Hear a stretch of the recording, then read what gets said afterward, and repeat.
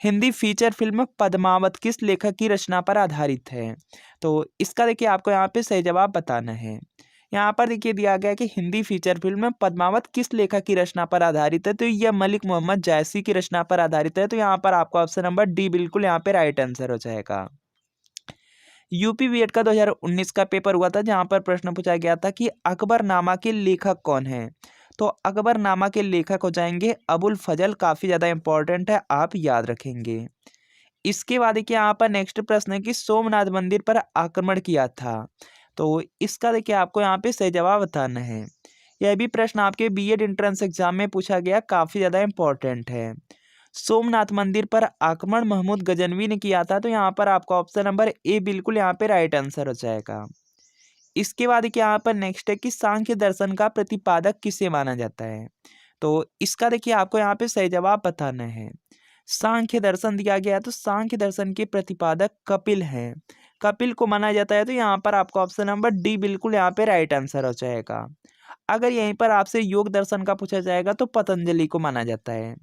इसके बाद एक यहाँ पर नेक्स्ट है कि प्रसिद्ध पुस्तक poverty and un British rule in India के लेखक हैं। तो इसका देखिए आपको यहाँ पे सही जवाब बताना है। Poverty and un British rule India पुस्तक के लेखक हैं दादा भाई नौरोजी हैं। तो यहाँ पर आपका ऑप्शन नंबर बी बिल्कुल राइट आंसर हो जाएगा। यूपी बीएड में पूछा गया था माई एक्सपेरिमेंट विथ ट्रूथ पुस्तक के लेखक कौन है। तो ये देखिए महात्मा गांधी हैं, याद रखेंगे, इंपॉर्टेंट है। हिंद स्वराज के भी लेखक महात्मा गांधी हैं। निम्न में से कौन सी प्रसिद्ध हिंदी पत्रिका सरस्वती के संपादक रहे हैं। तो इसका देखिए आपको यहाँ पे सही जवाब बताना है। सरस्वती पत्रिका के संपादक महावीर प्रसाद द्विवेदी रहे हैं। तो यहाँ पर आपका ऑप्शन नंबर सी बिल्कुल यहाँ पे राइट आंसर हो जाएगा। इसके बाद देखिए यहाँ पर नेक्स्ट है कि मदर पुस्तक किसने लिखी। तो इसका देखिए आपको यहाँ पे सही जवाब बताना है। मदर पुस्तक दिया गया, तो मदर पुस्तक के लेखक है मैक्सिम गोर्की हैं। तो यहाँ पर आपका ऑप्शन नंबर ए बिल्कुल यहाँ पे राइट आंसर हो जाएगा। इसके बाद कि यहाँ पर नेक्स्ट है यूपी बीएड का 2018 का पेपर हुआ था, जहाँ पर प्रश्न पूछा गया था कि उगते हुए सूरज का देश किसे कहा जाता है। तो यहाँ पर किसका राइट आंसर हो जाएगा, जापान देश को। जापान देश को उगते हुए सूरज का देश कहा जाता है। तो यहाँ पर आपका ऑप्शन नंबर सी बिल्कुल राइट आंसर होगा। इसके बाद कि यहाँ पे बीएड एंट्रेंस एग्जाम हुआ था। बीएड एंट्रेंस एग्जाम में यह प्रश्न पूछा गया था कि विश्व शिक्षक दिवस कब मनाया जाता है। यहाँ पर कि दिया गया विश्व शिक्षक दिवस। तो यहाँ पर किसका राइट आंसर हो जाएगा, 5 अक्टूबर को। विश्व शिक्षक दिवस आपका 5 अक्टूबर को मनाया जाता है। और यहीं पर कि अगर आपसे राष्ट्रीय शिक्षक दिवस पूछा जाता है तो 5 सितंबर को राष्ट्रीय शिक्षक दिवस मनाया जाता है। और इसी से रिलेटेड देखिए प्रश्न है आपसे पूछे जाते हैं। राष्ट्रीय हिंदी दिवस देखिए आपका यहाँ पे 14 सितंबर को मनाया जाता है।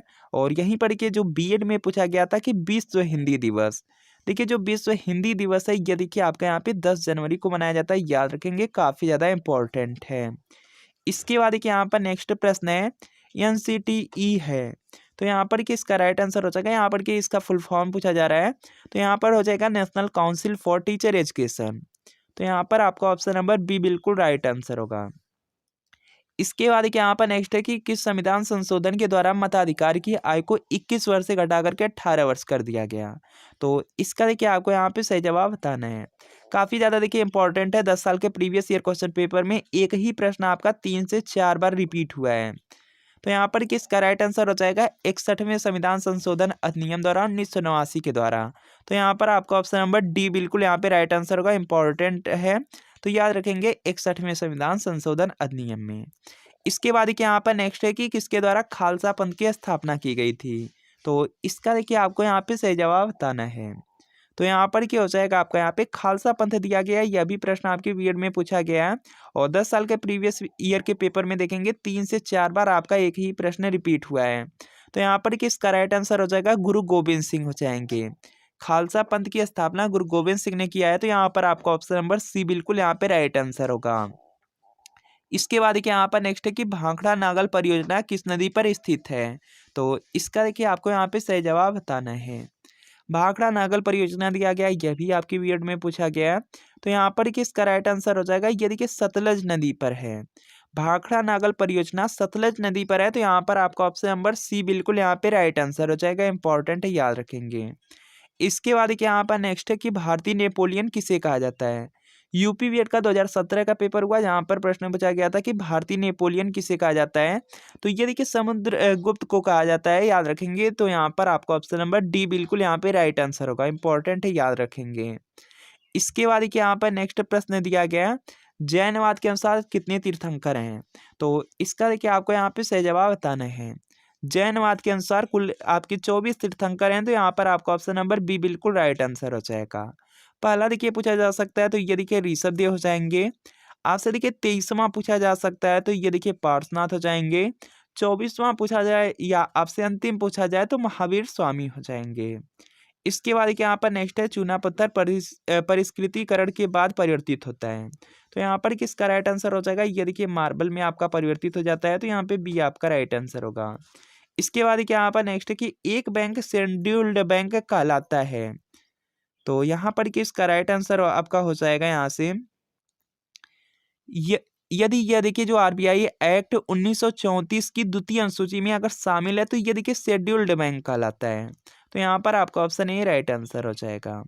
इसके बाद देखिए यहाँ पर नेक्स्ट प्रश्न है। नेक्स्ट प्रश्न भी आपके यूपी बीएड के 2018 के पेपर में पूछा गया था। जापान की संसद का क्या नाम है। तो देखिए जापान की संसद का नाम डायट है। तो यहाँ पर आपको ऑप्शन नंबर डी बिल्कुल यहाँ पे राइट आंसर होगा। इसके बाद कि यहाँ पर ब्रिटेन का पूछा जा सकता है, पार्लियामेंट हो जाएगा। भारत की संसद का नाम संसद ही है। इसके बाद कि यहाँ पर नेक्स्ट है कि शोभना गोटू प्रवर्तक हैं। तो यहाँ पर कि इसका राइट आंसर हो जाएगा ठुमरी हो जाएगा, ऑप्शन ए में है, तो ये आपका राइट आंसर होगा। सौर मंडल के किन ग्रहों को निकृष्ट ग्रहों के रूप में जाना जाता है। तो यहाँ पर किसका राइट आंसर हो जाएगा, बुध एवं शुक्र हो जाएगा। ऑप्शन सी में दिया गया है, तो सी आपका राइट आंसर होगा। और इसके बाद क्या नेक्स्ट है कि भारत का राष्ट्रपति राज्यसभा के लिए कितने सदस्य मनोनीत कर सकता है। तो यहाँ पर किसका राइट आंसर हो जाएगा आपका 12 सदस्य को मनोनीत कर सकते हैं। तो यहाँ पर आपका ऑप्शन नंबर बी बिल्कुल राइट आंसर होगा। इसके बाद क्या यहाँ पर नेक्स्ट है कि किस क्षेत्र में बुकर पुरस्कार जीता जाता है। तो इसका देखिए आपको यहाँ पे सही जवाब बताना है। तो यहाँ पर किसका राइट आंसर हो जाएगा, ये देखिए कथा साहित्य में दिया जाता है। तो यहाँ पर आपका ऑप्शन नंबर बी बिल्कुल यहाँ पे राइट आंसर हो जाएगा। इसके बाद यहाँ पर नेक्स्ट प्रश्न दिया गया है कि चौथा खंभा संप्रत्यय संदर्भित करता है। तो यहाँ पर किसका राइट आंसर हो जाएगा, ये देखिए प्रेस को। तो यहाँ पर आपको option number C right answer होगा। इसके बाद यहाँ पर नेक्स्ट है कि पाक जलडमरू मध्य अलग करता है। तो इसका देखिए आपको यहाँ पे सही जवाब बताना है। पाक जलडमरू मध्य दिया गया है, तो ये देखिए भारत और श्रीलंका को अलग करता है, याद रखेंगे। तो यहाँ पर आपको option number A right answer होगा। संविधान के किस अनुच्छेद में निर्वाचन आयोग का विशेषाधिकार निहित है। तो यहाँ पर किसका राइट आंसर हो जाएगा, अनुच्छेद 324 में है। तो यहाँ पे ए आपका राइट आंसर होगा। यूपी बीएड का देखिए 2020 का पेपर हुआ था, वहां पर के पूछा गया था कि पोंगल त्योहार है। तो ये देखिए आपका यहाँ पर है तमिलनाडु राज्य का है, याद रखेंगे, काफी ज्यादा इंपॉर्टेंट है। तो यहाँ पर आपको ऑप्शन नंबर बी बिल्कुल यहाँ पे राइट आंसर हो जाएगा। ओणम पूछा जा सकता है, तो ओणम केरल राज्य का हो जाएगा। बिहू पूछा जा सकता है, असम राज्य का हो जाएगा। इसके बाद कि यहाँ पर नेक्स्ट प्रश्न है कि भारत का राष्ट्रपति बनने से पूर्व श्री रामनाथ कोविंद कहाँ के राज्यपाल थे, किस राज्य के राज्यपाल थे, यह आपको बताना है। तो यहाँ पर किसका राइट आंसर हो जाएगा, बिहार राज्य के राज्यपाल थे। तो बी आपका राइट आंसर होगा। ओमान की राजधानी कहाँ है। तो यहाँ पर किसका राइट आंसर हो जाएगा, ओमान की राजधानी मस्कट है। तो यहाँ पर आपका option number A right answer होगा। इसके बाद क्या यहाँ पर नेक्स्ट है कि बिहू, यहाँ पर कि बिहू किस राज्य का मुख्य त्यौहार है, यह आपको बताना है। तो देखिए बिहू आपका यहाँ पे असम राज्य का मुख्य त्यौहार है, याद रखेंगे। तो यहाँ पर आपका ऑप्शन नंबर बी बिल्कुल राइट आंसर होगा। इसके बाद क्या यहाँ पर नेक्स्ट है कि भारत के संविधान के अनुच्छेद में मौलिक कर्तव्यों का वर्णन है। तो यहाँ पर किसका राइट आंसर हो जाएगा, 51 ए में है, ऑप्शन सी में है। तो यह आपका राइट आंसर होगा। और यही प्रश्न देखिए यूपी बीएड के 2022 के पेपर में पूछा गया था, काफी ज्यादा इंपॉर्टेंट है, याद रखेंगे। इसके बाद यहाँ पर नेक्स्ट है कल्याण सत्यार्थी संबंधित हैं। तो यहाँ पर किसका राइट आंसर हो जाएगा, बचपन बचाओ आंदोलन से, सी में, तो सी राइट आंसर होगा। इसके बाद यहाँ पर नेक्स्ट है, यहाँ पर कि खालिस्तान को भारत में हरित क्रांति का जनक माना जाता है। तो यहाँ पर किसका राइट आंसर हो जाएगा, एम.एस. स्वामीनाथन को भारत में हरित क्रांति का जनक माना जाता है। तो यहाँ पे डी आपका राइट आंसर होगा, याद रखेंगे।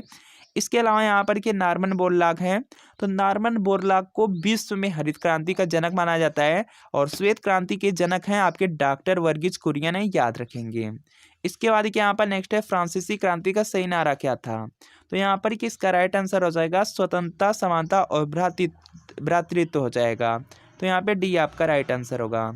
इसके बाद कि यहाँ पर नेक्स्ट आपका दिया गया यहाँ पर कि खालिस्तान को भारत में सर्वाधिक पुराना ग्रंथ माना जाता है, तो यहाँ पर कि इसका राइट आंसर आपका हो जाएगा ऋग्वेद को। ऋग्वेद को भारत में सर्वाधिक पुराना ग्रंथ माना जाता है, तो यहाँ पर आपका option number A right answer होगा। यूपी वेट का 2022 का पेपर हुआ, सीधा यही प्रश्न आपके एग्जाम में पूछा गया था।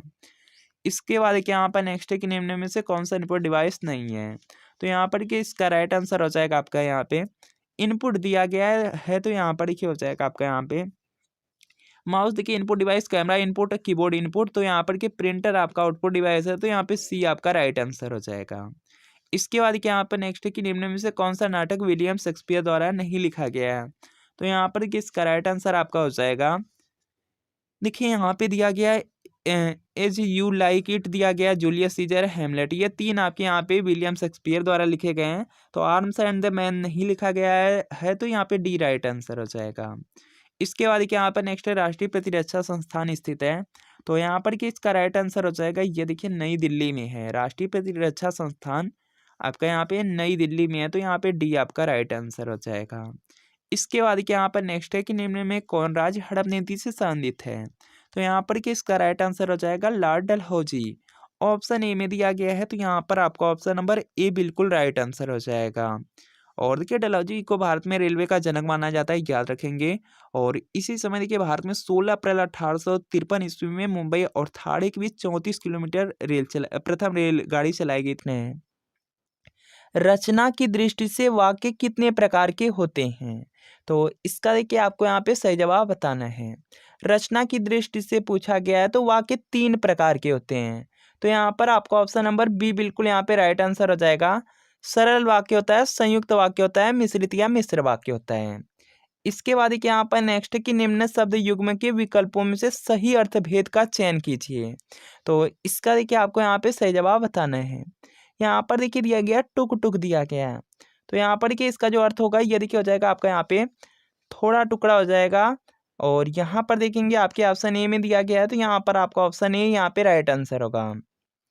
इसके बाद देखिए यहाँ पर नेक्स्ट प्रश्न है कि निम्न शब्द युग्म के विकल्पों में कोई एक विकल्प आपका सही नहीं है, गलत युग्म का आपको चयन करना है, तो इसका देखिए आपको यहाँ पे सही जवाब बताना है।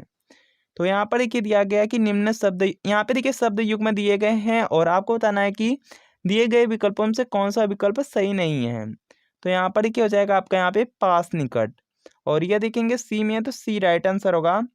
इसके बाद देखिए यहाँ पर नेक्स्ट है कि नमक मिर्च में समास है, तो इसका देखिए आपको यहाँ पे सही जवाब बताना है।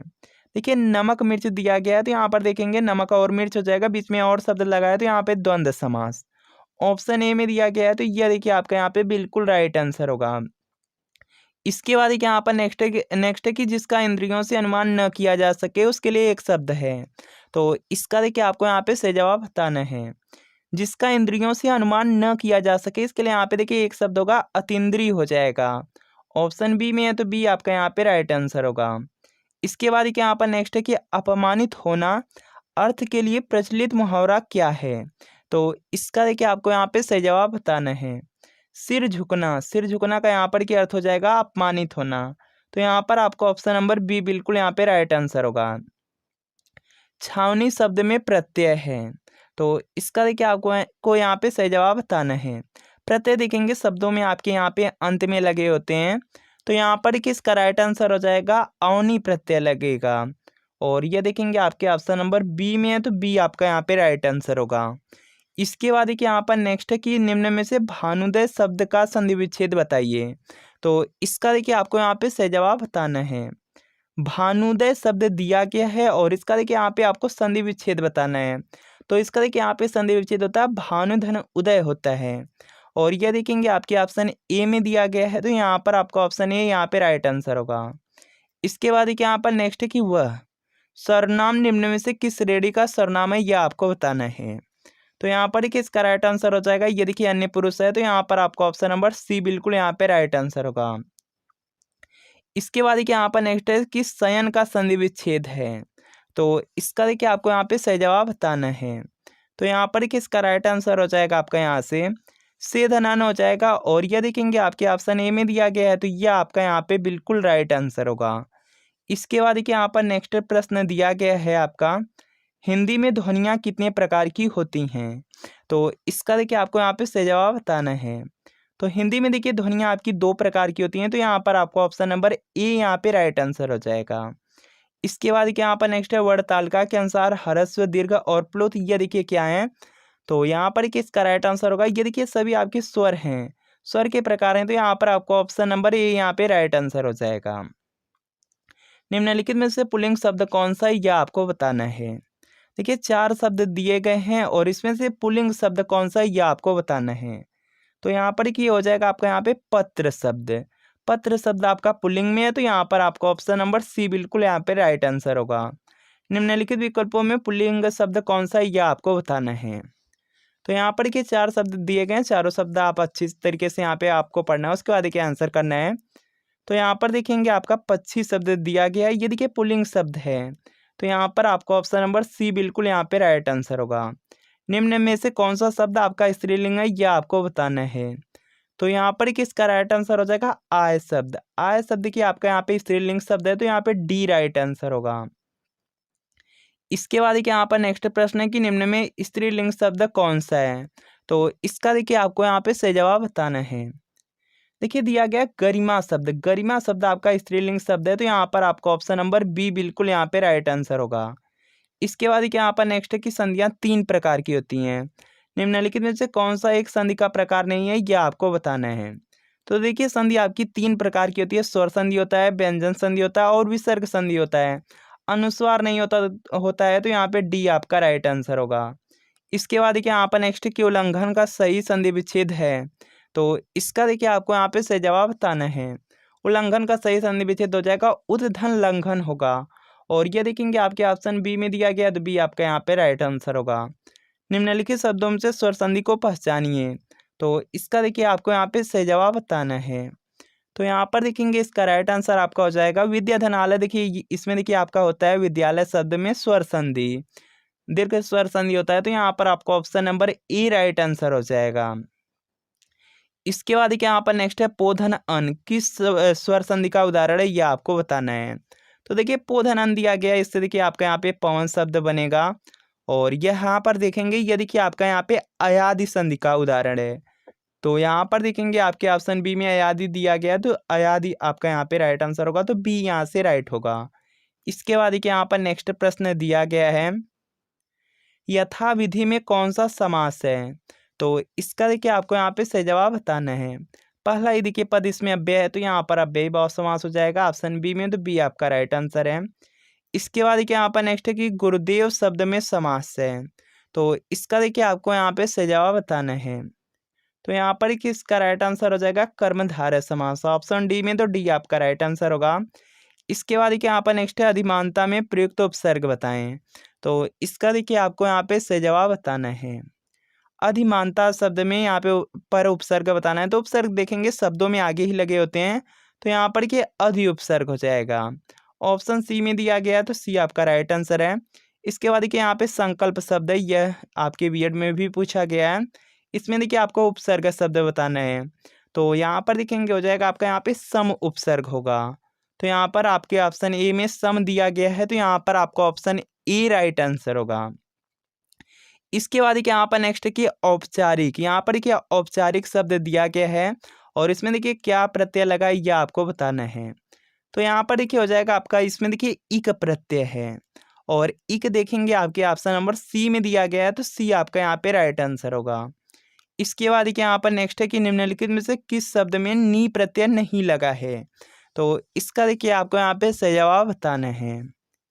तो देखिए यहाँ पर आपका शेरनी में देखिए आपका नी प्रत्यय है, मोरनी में आपका नी प्रत्यय है और कुटनी में देखिए नी प्रत्यय है और नौकरानी में देखिए आनी प्रत्यय है, तो यहाँ पर हो जाएगा आपका सी यहाँ पे राइट आंसर होगा। इसमें देखिए नी प्रत्यय नहीं लगा है। इसके बाद देखिए यहाँ पर नेक्स्ट है कि निम्नलिखित में से कौन सा शब्द है जो आपका तत्सम नहीं है।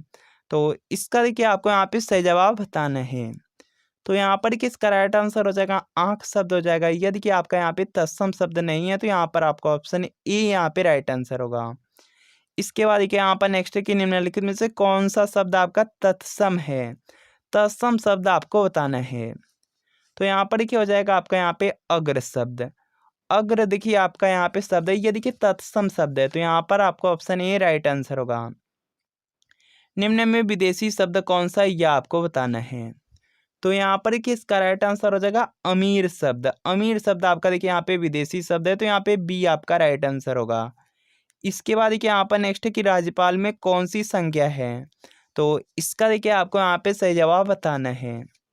राज्यपाल दिया गया है तो राज्यपाल में आपकी जातिवाचक संज्ञा है, तो यहाँ पे पर आपको ऑप्शन नंबर बी बिल्कुल यहाँ पे राइट आंसर हो जाएगा। इनमें से भाववाचक संज्ञा ये आपको बताना है। तो यहाँ पर किसका राइट आंसर आपका यहाँ से हो जाएगा चिंता शब्द। ऑप्शन डी में तो डी आपका यहाँ पे पुरुषवाचक सर्वनाम के कितने भेद होते हैं। तो इसका देखिए आपको यहाँ पे सही जवाब बताना है। पुरुषवाचक सर्वनाम के 3 भेद होते हैं, तो यहाँ पर आपको ऑप्शन ए बिल्कुल यहाँ पे राइट आंसर हो जाएगा। पहला होता है उत्तम पुरुष होता है, दूसरा मध्यम पुरुष होता है, तीसरा अन्य पुरुष होता है। और इसके बाद यहाँ पर नेक्स्ट दिया गया है कि वह स्वतः ही जान जाएगा। इसमें देखिए जो वह शब्द है यह देखिए किस प्रकार का सर्वनाम है यह आपको बताना है।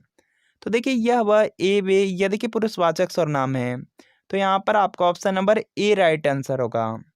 इसके बाद देखिए यहाँ पर नेक्स्ट है कि पापी में कौन सा विशेषण है। तो इसका देखिए आपको यहाँ पे सही जवाब बताना है। तो यहाँ पर किसका राइट आंसर हो जाएगा गुणवाचक विशेषण है। ऑप्शन सी में है तो सी आपका यहाँ पे राइट आंसर होगा।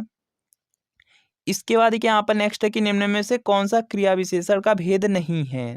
तो इसका देखिए आपको यहाँ पे सही जवाब बताना है। तो यहाँ पर देखिए इसका राइट आंसर आपका हो जाएगा देखिए जातिवाचक। यदि देखिए क्रिया विशेषण नहीं है तो यहाँ पे सी आपका राइट आंसर होगा। ये देखिए संज्ञा का भेद है, तो यहाँ पे सी आपका यहाँ पे राइट आंसर हो जाएगा। इसके बाद देखिए यहाँ पर नेक्स्ट है कि मोह शब्द कौन सा विशेषण है। तो इसका देखिए आपको यहाँ पे सही जवाब बताना है। तो देखिए जो मोह शब्द है ये देखिए गुणवाचक विशेषण है, तो यहाँ पर आपको option number C right answer होगा। इसके बाद देखिए यहाँ पर नेक्स्ट है कि मीरा जोर से हंसी यह वाक्य किस क्रिया का समुचित उदाहरण है। तो इसका देखिए आपको यहाँ पे सही जवाब बताना है। तो यहाँ पर देखिए इसका राइट आंसर हो जाएगा, इसमें देखिए अकर्मक क्रिया है, तो यहाँ पर आपका ऑप्शन ए राइट आंसर हो जाएगा। इसके बाद देखिए यहाँ पर नेक्स्ट है कि निम्नलिखित में से क्रिया विशेषण है। तो इसका देखिए आपको यहाँ पे सही जवाब बताना है। तो यहाँ पर देखिए इसका राइट आंसर आपका हो जाएगा, यहाँ पर देखिए धीरे धीरे। ये देखिए क्रिया की आपकी विशेषता बता रहा है, तो ये देखिए क्रिया विशेषण होगा, तो यहाँ पे बी आपका राइट आंसर होगा। इसके बाद देखिए यहाँ पर नेक्स्ट है कि उनके बिना तुम कुछ नहीं हो वाक्य में संबंध बोधक शब्द कौन सा है। तो इसका देखिए आपको यहाँ पे सही जवाब बताना है। तो यहाँ पर देखिए इसका राइट आंसर हो जाएगा आपका बिना हो जाएगा ऑप्शन बी में, तो बी आपका यहाँ पे राइट आंसर होगा। इसके बाद देखिए यहाँ पर नेक्स्ट है कि कौन सा समुच्चय बोधक अव्यय नहीं है। तो इसका देखिए आपको यहाँ पे सही जवाब बताना है। यहाँ पर देखिए दिया गया समुच्चय बोधक अव्यय कौन सा नहीं है। तो देखिए यहाँ पे समुच्चय बोधक अव्यय में अर्थात आएगा, अथवा आएगा, अतएव आएगा, आजन्म नहीं आएगा, तो यहाँ पे डी राइट आंसर होगा। इसके बाद यहाँ पर नेक्स्ट है कि जिन अवयवों का संबंध वाक्य से नहीं वक्ता के हर्ष शोक आदि भाव से होता है वे होते हैं। तो इसका देखिए आपको यहाँ पे सही जवाब बताना है। वे देखिए विस्मय आदि बोधक अव्यय होते हैं, तो यहाँ पर आपका ऑप्शन ए राइट आंसर होगा। इसके बाद देखिए यहाँ पर नेक्स्ट है कि कौन सा शब्द अनुपम का पर्यायवाची है। तो इसका देखिए आपको यहाँ पे सही जवाब बताना है। अनुपम का पर्यायवाची देखिए अद्वितीय होता है, तो यहाँ पे डी राइट आंसर होगा। इसके बाद देखिए यहाँ पर नेक्स्ट है कि गेह का पर्याय बताइए। तो इसका देखिए आपको यहाँ पे सही जवाब बताना है। गेह का देखिए पर्यायवाची होता है गृह धाम निकेतन होता है, तो यहाँ पर आपको ऑप्शन ए राइट आंसर हो जाएगा। इसके बाद देखिए यहाँ पर नेक्स्ट है कि आचार का विलोम बताइए। तो इसका देखिए आपको यहाँ पे सही जवाब बताना है। आचार का देखिए विलोम हो जाएगा अनाचार हो जाएगा, ऑप्शन ए में है, तो यहाँ पर आपको ऑप्शन ए राइट आंसर होगा। प्रवृत्त का यहाँ पे विलोम बताइए या है। तो यहाँ पर देखिए इसका राइट आंसर आपका यहाँ से हो जाएगा निवृत्ति हो जाएगा। प्रवृत्त का विलोम शब्द आपका निवृत्त हो जाएगा, ऑप्शन सी में, तो सी राइट आंसर होगा। इसके बाद देखिए यहाँ पर नेक्स्ट है कि औली। यहाँ पर देखिए दिया गया औली और आविल शब्द युग्म का सही अर्थ आपको बताना है।